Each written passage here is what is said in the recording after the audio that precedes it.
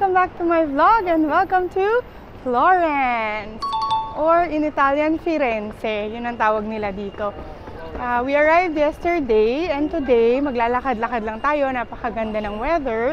Pupuntahan natin yung mga sites na dito sa town, malapit sa train station. So ang magiging setup nitong vlog ay papakita ko sa inyo yung mga sites, tapos ilalagay ko sa description box down below kung ano yung information tungkol dun sa mga sites na pupuntahan natin. So medyo less talking tong vlog na to and more sightseeing. Let's go!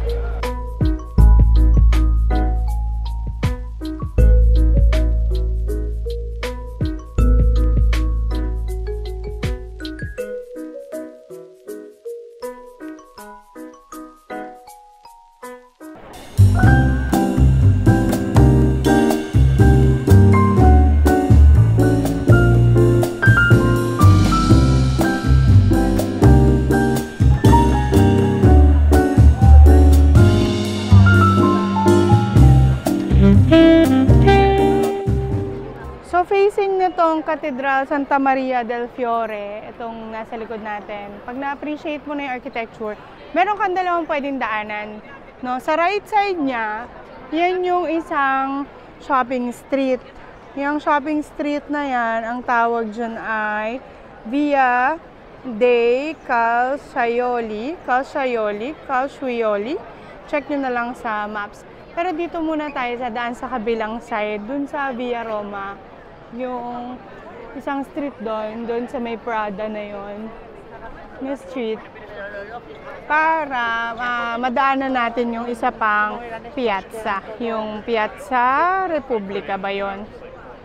I-share ko rin sa description box below yung mapa na sinundan ko dito, yung Google Maps. Sinave ko lahat doon yung mga sites na ipapakita ko sa vlog na to. So check out nyo na lang yung map.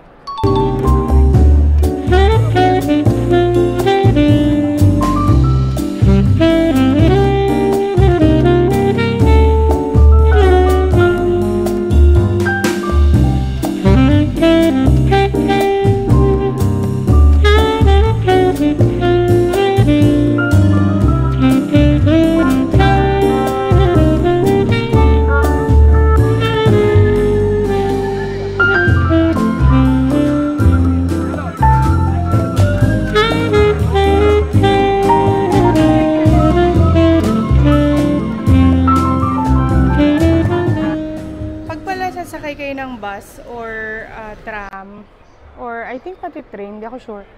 Eto, sa mga ganitong mga tabachi, yan, pwede kayong bumili dyan ng mga tickets. So bumili muna kami ng 10. So pagka naubos, bibili na lang kami ulit kasi madali naman. Sa bus station meron din.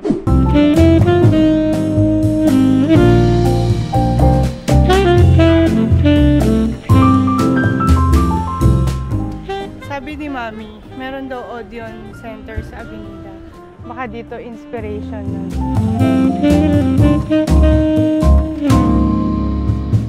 Ang cute ng movie house nila, no?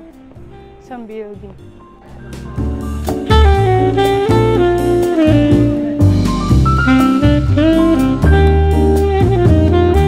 Ang ganda ng vibes dito sa Florence.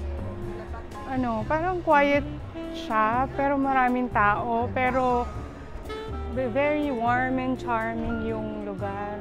Ang ganda. Parang mix of old and new.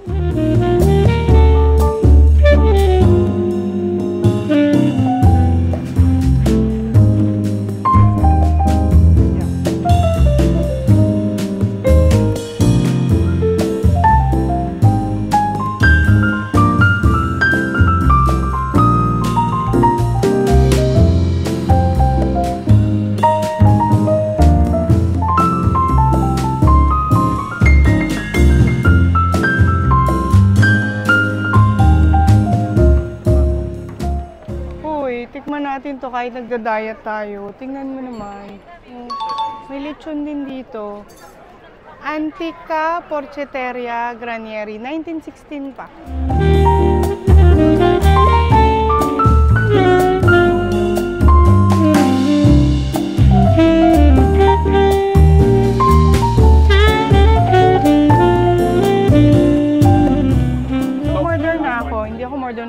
tinapay. Kasi busog pa naman kami. In-order ko yung may salad. 750 euro siya. Tingnan natin kung paano niya gagawin. Tapos nag-request ako kung pwede lagyan niya ng balat.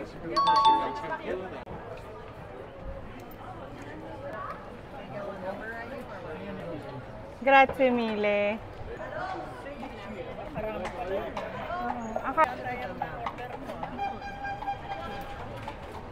Tikman natin ang lechon. Tikman ko muna yung mismong lechon. Tanggalin ko yung laman. Malamig siya. Ang sarap!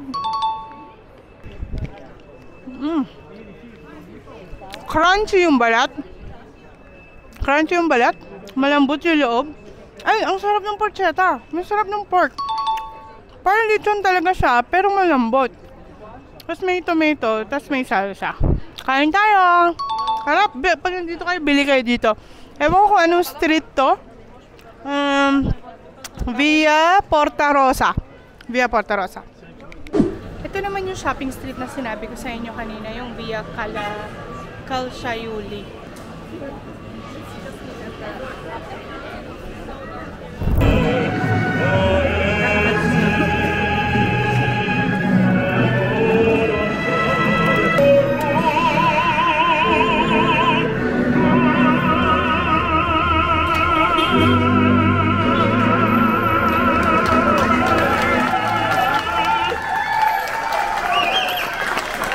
Nakakaloka si Kuya, sobrang ganda ng boses. Wala siyang mic.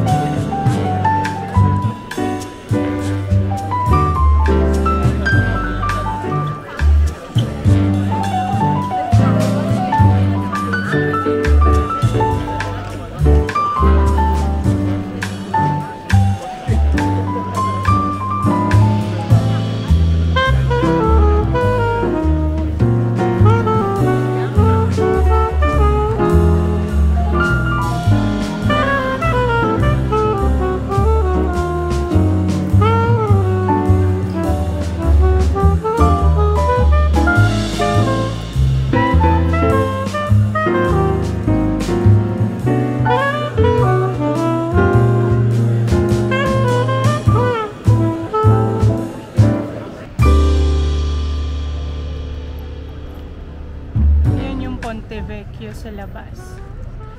Yun na yung natirang bridge nung nag-retreat yung mga Germans dito. Sila at pinasabog. Yun na yung natira.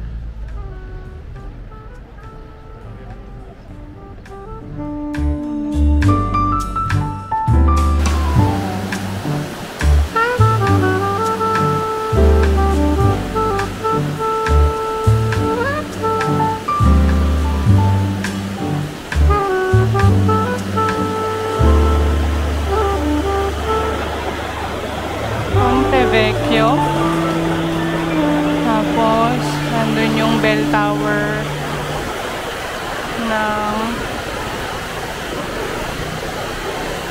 Piazza della Signora. So, ayan ang inaakyat namin. Medyo hike siya paakyat ng Piazzale. Pero maganda ang view. Maganda ang view sa likod. Diyan pa tayo aakyat. All the way up. Ayan, pag nakita mo yung tower na yan dyan sa likod ko, dyan pwede ka mag-start dyan. Parang Snake Road paakyat dito. Kasi kami nag-shortcut naman kami dun sa kabila. So, along the river, lakarin mo lang papuntang Piazzale. Pag nakita mo yung tower, akyatin mo na paakyat. Tapos pagdating mo dito sa taas, meron pa ditong hike up ka doon. Hike up ka papunta ng Michelangelo. So, nagpapahinga lang kami dito with the view.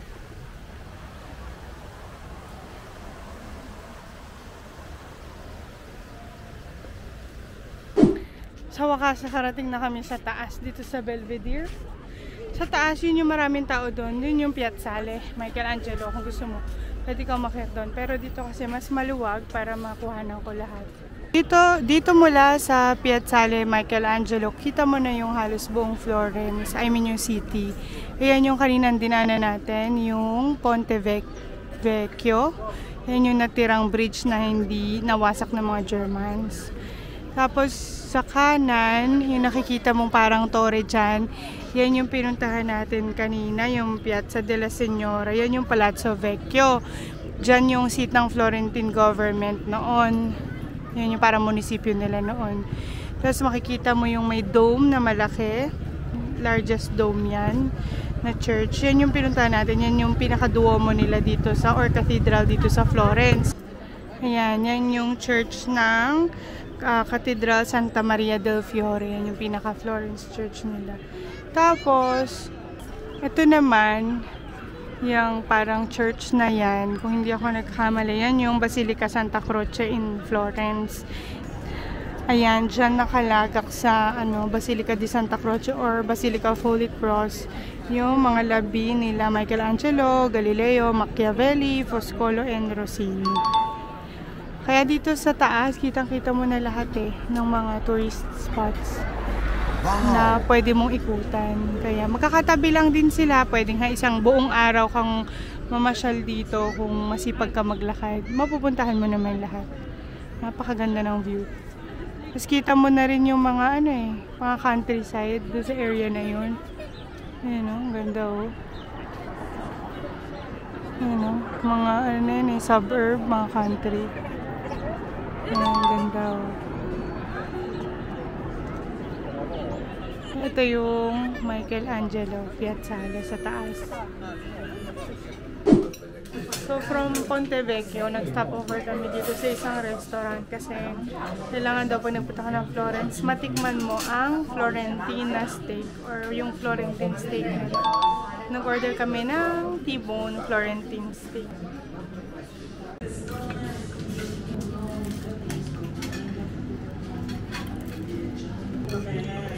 Masarap pa siyang T-bone sa steak Sarap ang Florentine steak nila. Yung potatoes na sarap din, malambot. Well seasoned. Okay, tatapusin ko na dito ang vlog. Hindi na ako nakapunta doon sa Basilica. Ano yung Santa Croce ba yun? Kung saan nakalagak si Michelangelo. Kasi naman, napadang kami doon sa shopping street kung nasan yung mga Ferragamo, etc. Yung mga magagandang brand. Dapat pupunta lang kami sa museum. Napadaan si Habibi, tuloy na damage pa kasi pa-museum pa ako. Napabili pa tuloy, napagastos na naman. Dito na kami, pabalik na ng apartment. That ends our Florence tour. Pupunta na kami sa Roma. See you there! Bye!